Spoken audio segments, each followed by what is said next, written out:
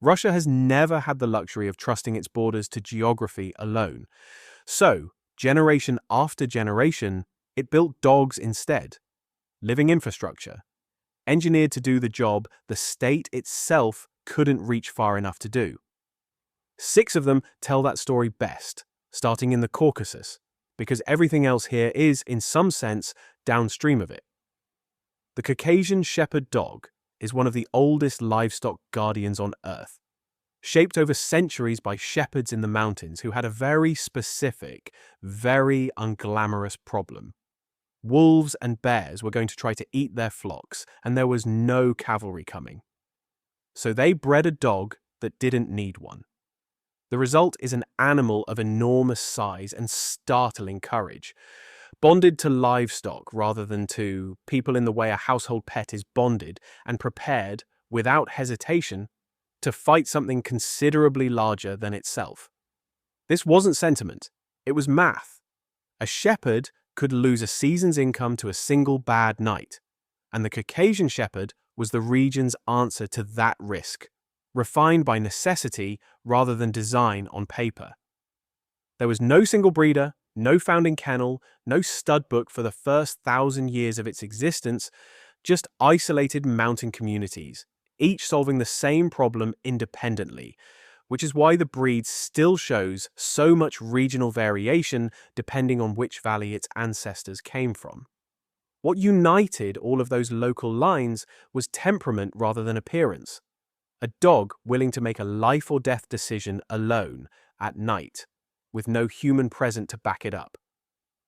Move north into the steppes of the old Russian Empire, and you find the South Russian Ovcharka, a dog built for a different kind of hostility, not just predators, but distance. The southern steppe is vast and exposed, and flocks there had to be defended by dogs that could cover ground fast and make independent decisions, because no human was going to be close enough to give an order in time. What emerged was an animal that is intelligent almost to a fault, deeply territorial, and notoriously unwilling to defer to inexperienced handling. The Ovcharka wasn't bred to be biddable. It was bred to be right on its own, under pressure, which is precisely why it has never been an easy breed for casual owners, then or now. Its thick, corded coat is its own piece of evidence for how the breed was shaped. Steppe winters offered no shelter to speak of, so the dog had to carry its own, regardless of how much grooming that coat would eventually demand from an owner. And because the breed spent so long working almost entirely without human oversight, it never developed the same eagerness to please that defines more modern working breeds. A trait that made it superbly effective on the open steppe and notoriously difficult to fold into 20th century kennel club expectations built around obedience trials rather than independent judgment. Then, the empire fell, and the Soviet state inherited the same geographic problem with an entirely new set of institutional priorities. Military installations, industrial complexes, and a security apparatus that needed dogs it could actually standardize. That's where the Moscow watchdog comes in, developed in the post-war Soviet Union by crossing Caucasian Shepherd bloodlines with St. Bernards and other large breeds in an explicit, state-directed effort to produce something powerful enough to guard sensitive sites but more trainable than the mountain guardians it descended from. It's a telling detail about Soviet dog breeding generally. The state wasn't interested in preserving tradition for its own sake. It wanted a tool, and if the old breeds weren't quite calibrated for the job, it engineered new ones until they were. The St. Bernard bloodlines brought a calmer disposition into the mix, tempering some of the raw aggression the Caucasian Shepherd carried, while retaining the size and physical presence needed to make an intruder think twice before testing a fence line. Within a few decades, the breed had spread well beyond its original military brief into policing and industrial security work across the Soviet Union.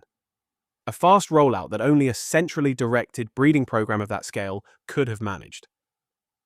That same instinct produced the East European Shepherd, sometimes called the VEO, built directly out of dissatisfaction with the German Shepherd's performance in Soviet military and border service. The German Shepherd struggled with the country's climate and its working demands, So Soviet breeders enlarged the frame, thickened the coat, and pushed for greater cold tolerance, while trying to keep the trainability that made the original breed so useful in the first place. It is, in a sense, the clearest example on this entire list of a government looking at an imported solution, deciding it wasn't good enough for Russian conditions, and simply rebuilding it from the ground up.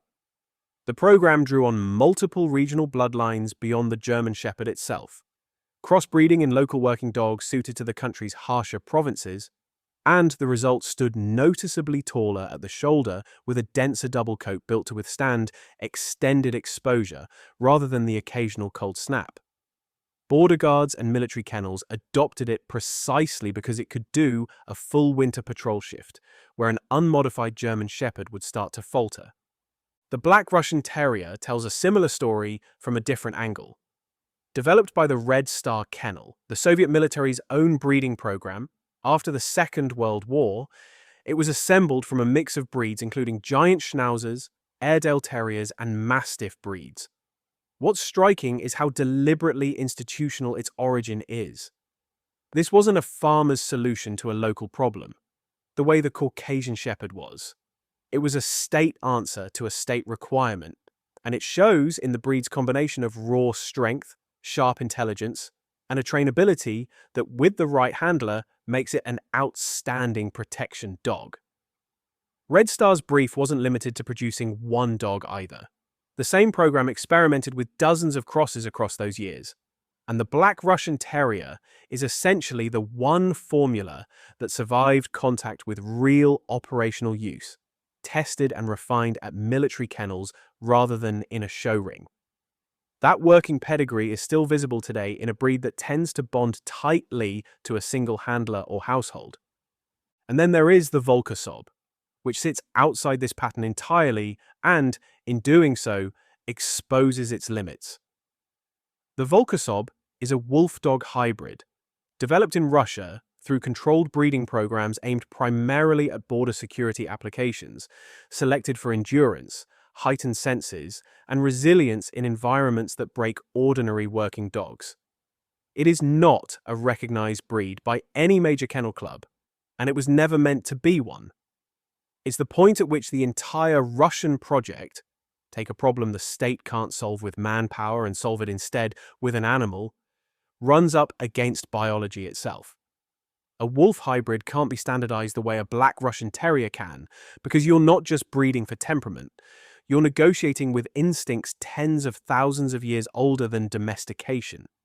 It requires handling so specialized that it's effectively unsuitable for anyone outside the specific program that produced it, which makes it less a breed and more a data point. Proof of how far Russian breeding programs were willing to go in pursuit of a dog that could do what soldiers alone could not. Taken together, these 6 animals aren't really a list of guard dogs. They're a map of a state's anxieties, laid out across 2 centuries. Mountain shepherds solving a predator problem with no help coming, and Soviet kennels solving a security problem with no room for imported half measures. The dogs changed. The underlying problem, distance and vulnerability at an impossible scale, never really did.